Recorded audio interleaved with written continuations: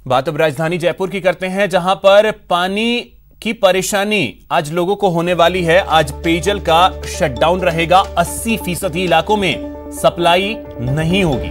कई क्षेत्रों में पेयजल की सप्लाई नहीं होगी। पंप हाउस पर मेंटेनेंस का काम चल रहा है। इसकी वजह से वाटर सप्लाई जो है वो पूरी तरीके से ठप रहेगा। जवाहर सर्किल पर पंप हाउस में काम चल रहा है। तो राजधानी वासियों को आज पानी की समस्या से दो चार होना पड़ेगा, क्योंकि 80% इलाकों में सप्लाई ठप रहेगी और ऐसे में कई क्षेत्रों में जो है वो पूरी तरीके से पेयजल की समस्या जो है वो बनी रहेगी। और काम क्योंकि इस वक्त चल रहा है जवाहर सर्किल पंप हाउस पर, मेंटेनेंस का काम यहां पर किया जा रहा है और इसी वजह से पेयजल का शटडाउन आज राजधानी जयपुर में रहने वाला है। राकेश शर्मा हमारे सहयोगी अधिक जानकारी के साथ इस वक्त सीधे जुड़े मौके पर मौजूद हैं। राकेश, किन किन क्षेत्रों में ज्यादा समस्या होने वाली है, साथ ही साथ ये भी जानना चाहेंगे वक्त कितना लगेगा?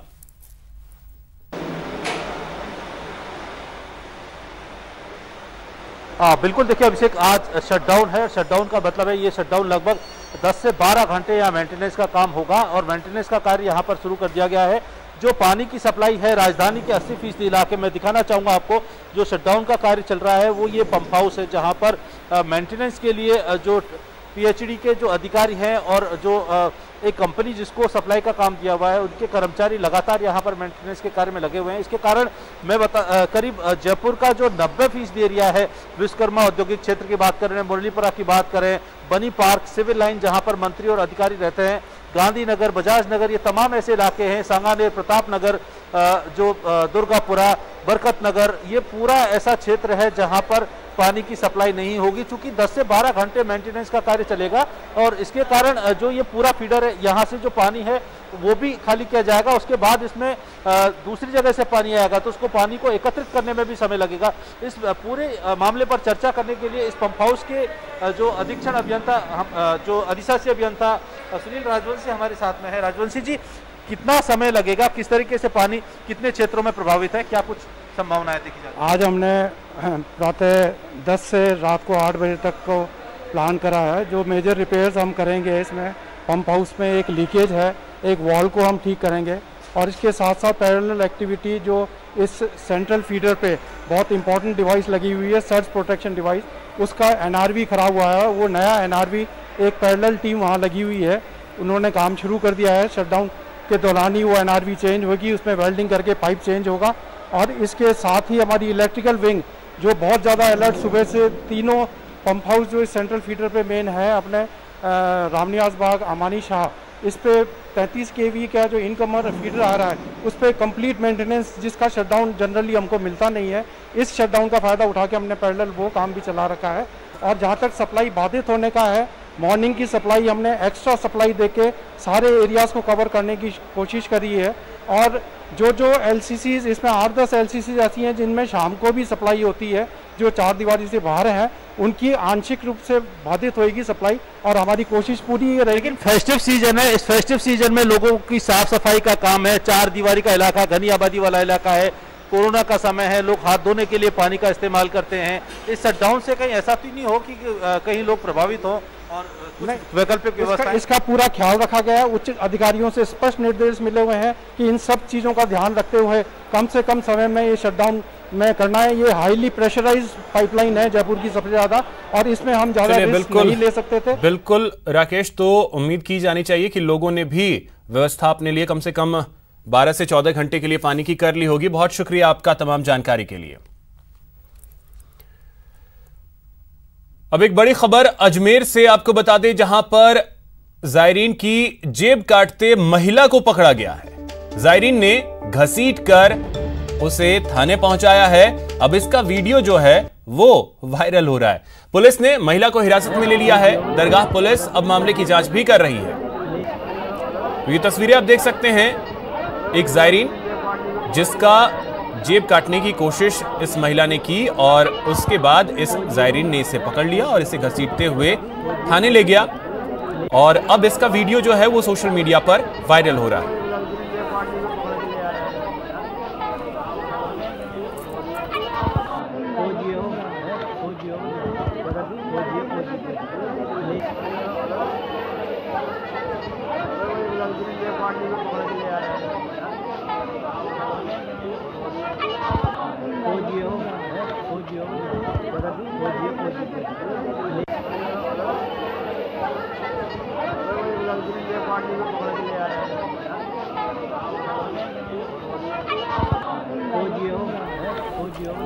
तो ये देखिए तस्वीरें, ये तस्वीर अजमेर की है।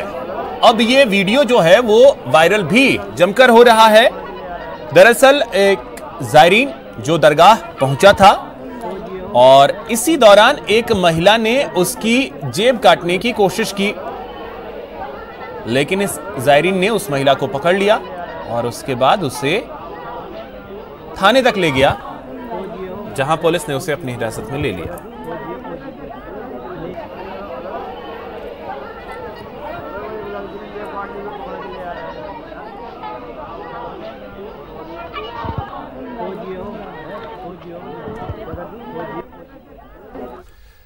चलिए अब बात करते हैं गुर्जर आंदोलन की। भरतपुर में पीलूपुरा में पिछले 6 दिनों से गुर्जरों का आंदोलन जारी है। आज छठा दिन है। दिल्ली मुंबई रेल मार्ग पूरी तरीके से ठप है। गुर्जर समाज ने रेलवे ट्रैक पर डेरा डाल रखा है। कल कर्नल बैंसला रेलवे ट्रैक पर नहीं पहुंचे थे। आईएएस नीरज के पवन ने जयपुर में अधिकारियों के साथ चर्चा की है। विजय बैंसला अब आंदोलन की कमान संभाल रहे हैं। पटरी पर और भीड़ जुटाने की कोशिश भी लगातार की जा रही है कि और भी ज्यादा संख्या में गुर्जर समाज के लोग जो हैं वो पटरी पर पहुंचे। और इन सब के बीच जो सबसे ज्यादा परेशानी है वो उन लोगों को झेलनी पड़ रही है जो रेल से सफर करना चाहते हैं। अब देखिए, हम आपको ग्राफिक्स के जरिए यह भी दिखाने की कोशिश कर रहे हैं कि वो कौन सी तमाम ट्रेनें हैं जो या तो रद्द की गई हैं या उनके रूट को डाइवर्ट किया गया है। तो अब इससे समस्या उन लोगों को सबसे ज्यादा हो रही है। वार्ता कब जाकर सफल होगी यह भी फिलहाल स्पष्ट नहीं दिख रहा है, क्योंकि 1 तारीख से ये सभी जो हैं वो रेलवे ट्रैक पर डटे हुए हैं। कई दौर की वार्ता इस बीच हो भी चुकी है।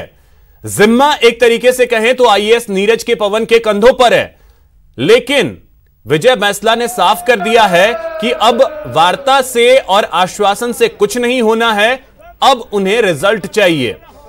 तो ये देखिए ग्राफिक्स के जरिए ये भी हम आपको दिखा रहे हैं वो तमाम ट्रेनें है। दिल्ली मुंबई रेल मार्ग पर गुर्जरों का कब्जा है। रेलवे ट्रैक पर गुर्जर बैठे हुए हैं। अभी सुबह का वक्त है इसलिए लोग आपको कम दिख रहे हैं, लेकिन दिन चढ़ने के साथ ही यहाँ पर थोड़ी भीड़ जुटना शुरू हो जाती है। कर्नल बैंसला कल भी यहाँ पर नहीं आए। उनके बेटे विजय बैंसला ही इस आंदोलन की अगुवाई कर रहे हैं।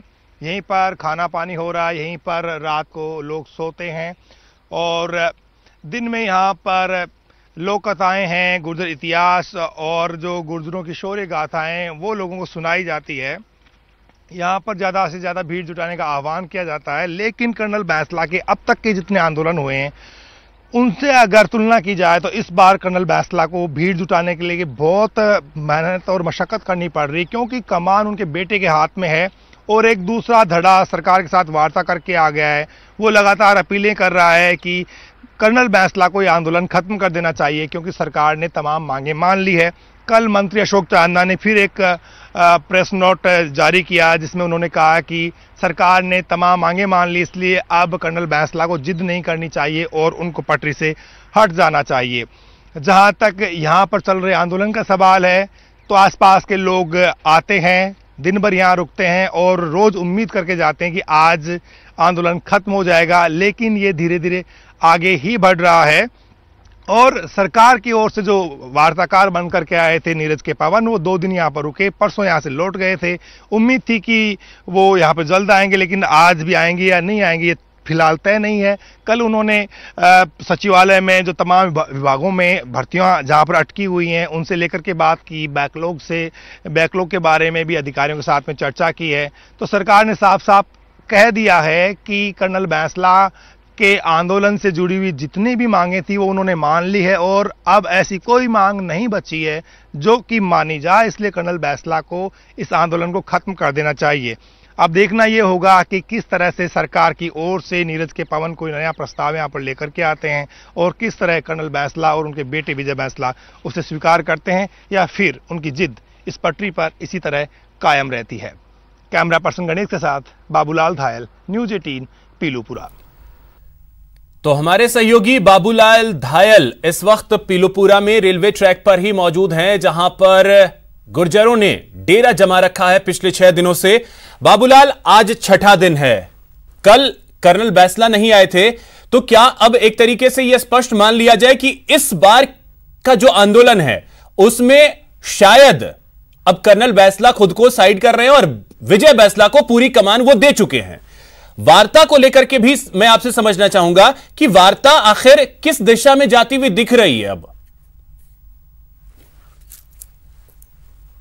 जिस दिन आंदोलन की शुरुआत हुई थी, आगाज हुआ था 1 तारीख को, उसी दिन कर्नल बैंसला के जो विश्वस्त जो नेता हैं उन्होंने ही ऐलान करा दिया था कि इस आंदोलन की अगुवाई विजय बैंसला करेंगे। विजय बैंसला तब से लगातार यहाँ पर सक्रिय है। कर्नल साहब कभी कभी आते हैं, लोगों से चर्चा करके और फीडबैक लेकर के चले जाते हैं। विजय बैंसला मेरे साथ अब भी जुड़े हुए हैं। विजय बैंसला, कल मंत्री अशोक चांदना ने जयपुर में बयान दिया कि गुर्जर समाज की तमाम मांगे मान ली गई हैं और कर्नल साहब को कहीं कोई बात समझ में नहीं आई है तो वो आकर के और बात करे, दरवाजे खुले हुए हैं, सरकार सब कुछ सामने रखने को तैयार है। इसको लेकर के क्या आपने अपने पिताश्री से बात करी और इसे आप किस तरह से देखते हैं?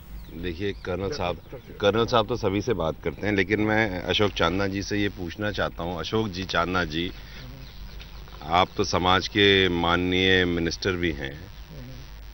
अगर सारी बातें मान ली गई होती तो हम लोग पटरी पे क्यों बैठते? आपने करा क्या है, दिया क्या है? एक कागज 14 पॉइंट का दे दिया, उसमें गागेगी है और कुछ भी नहीं है। कोई भी actual timeline, date line, execution material उसमें है ही नहीं। तो देखिए, मेरा तो आपसे निवेदन है, आप समाज के भी व्यक्ति हैं, समाज को बरगलाएं नहीं। जो समझौता 2019 में हुआ था उसका क्रियान्वयन करवाएं।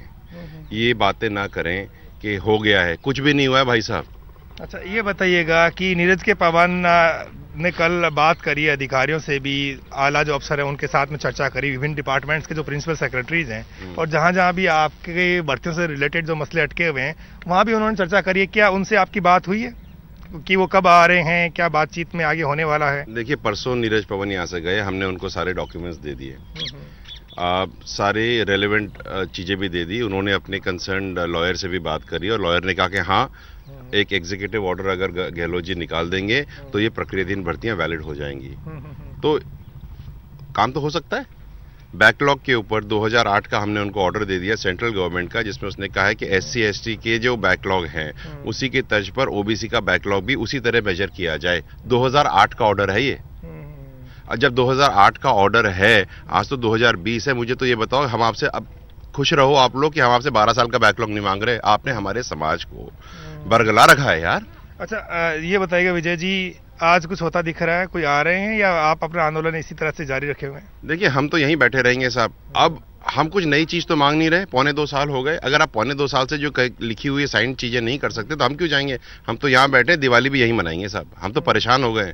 We are fed up actually. सरकार तो ये कह रही है कि भाई कर्नल साहब को यहाँ आना चाहिए, पटरी पर बातें नहीं हो सकती। बहुत सारे आपके जो वकील हैं, लॉयर हैं, जो इस समाज की नुमाइंदगी करते हैं, कोर्ट्स में इतने जो मामले चल रहे हैं उनमें उनको लाना चाहिए, अटकी हुई भर्तियों पर बैठ करके बात करनी चाहिए। बैकलॉग पर भी एक अफसरों के साथ में बातचीत होना संभव नहीं कि वो पटरी पर आए।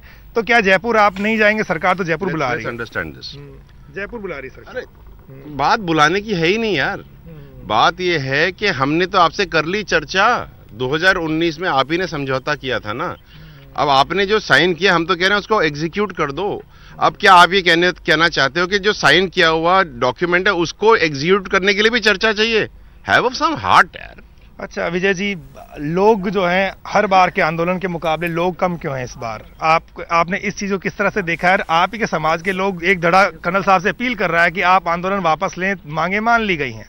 देखिए, मैं बहुत क्लियरली आपको बता देता हूँ कि पहली बात तो 2 धड़े है नहीं। जो भी है ये सरकार के काम करने के तरीके हैं। अगर मैं आपको बताऊं, जैसे मैं आपसे चर्चा कर रहा था, किस तरह के कॉल्स प्रशासन लोगों को कर रहा है कि ठीक है बाबूलाल, बिल्कुल अब देखना अहम होगा कि वार्ता जो है वो जल्द से जल्द सफल हो और जो लोग परेशानी झेल रहे हैं रेल यात्री, उनकी समस्याएं दूर हो। बहुत शुक्रिया आपका तमाम जानकारी के लिए। वहीं गुर्जर अभी भी पटरी पर डटे हुए हैं और अब जाट भी आंदोलन के लिए ताल ठोक रहे हैं। जी हां, जाट समाज ने भी चेतावनी दी है कि अगर उनकी मांगों को नहीं माना गया तो फिर प्रदेश में जाट भी आंदोलन करेंगे। गुर्जर के बाद अब जाट आंदोलन की आहट। अब जाट आंदोलन का ऐलान। गुर्जरों की राह पर जाट। और सरकार ये समझ ले, भरतपुर के आंदोलन की आग कहां तक जाती है। पूरे उत्तर भारत में भरतपुर के आरक्षण आंदोलन का असर होगा। ये सरकार भली भांति सोच ले और समझ ले, आंदोलन करना हमारा कोई शौक नहीं है, आंदोलन करना हमारी मजबूरी होगी और इसमें जो भी परिणाम होंगे, जो भी नफा नुकसान होंगे, उसके लिए राज्य सरकार जिम्मेदार होगी। जी हां, चेतावनी है उग्र आंदोलन की, तैयारी है जाट आंदोलन की। ऐलान हो गया है, गुर्जरों की तरह अब जाट समाज भी आंदोलन करेगा। जाट आरक्षण संघर्ष समिति के संयोजक नेम सिंह फौजदार ने ऐलान कर दिया है, मांगे नहीं मानी गई तो आंदोलन होकर रहेगा। धौलपुर के जाटों को केंद्र में आरक्षण के लिए हमारी पहली मांग है, राज्य सरकार अपनी सिफारिश, अपनी चिट्ठी भेजे। दूसरी मांग है, जो 2013 की भर्तियां हैं विभिन्न विभागों में, जिनमें हाईकोर्ट का भी निर्णय है, हाईकोर्ट के निर्णय के बाद भी सरकार उनको नियुक्ति नहीं दे रही हमारे नौजवानों को। दूसरी मांग हमारी यही है, सरकार तुरंत उन युवाओं को नौकरी दे, उनको ज्वाइनिंग कराए। तीसरी मांग जो समझौता में तय हुई थी उस समय, जो आज वर्तमान में मंत्री हैं सुभाष गर्ग जी भी उस वार्ता में मौजूद थे, उसमें यह तय हुआ था कि आंदोलन के दौरान लगे मुकदमे वापस लिए जाएंगे। सरकार को बने 2 वर्ष हो गए, लेकिन सरकार ने अभी तक कोई भी सकारात्मक कदम हमारी तीनों मांगों पर नहीं लिया है। सरकार अगर चाहती है कि आंदोलन ही इसका एक विकल्प है तो हम आंदोलन की रणनीति तय करेंगे। शीघ्र ही बड़े बड़े गांवों में हमारे जो पॉइंट हैं उन पर महापंचायत करके पंच पटेलों में फैसला लेंगे। जाट नेता जल्द ही आंदोलन की रणनीति बनाएंगे। इसके लिए पहली पंचायत आगामी 18 नवंबर को गांव पथैना में आयोजित होगी। उसके बाद कई बड़े गांव में पंचायत आयोजित होगी। साथ ही आंदोलन की रणनीति तैयार की जाएगी। इन सभी महापंचायतों को करने के बाद एक हुंकार रैली का आयोजन कर आंदोलन का बिगुल बजाया जाएगा। Bureau report, news 18 network. फिलहाल इतना ही, नमस्कार।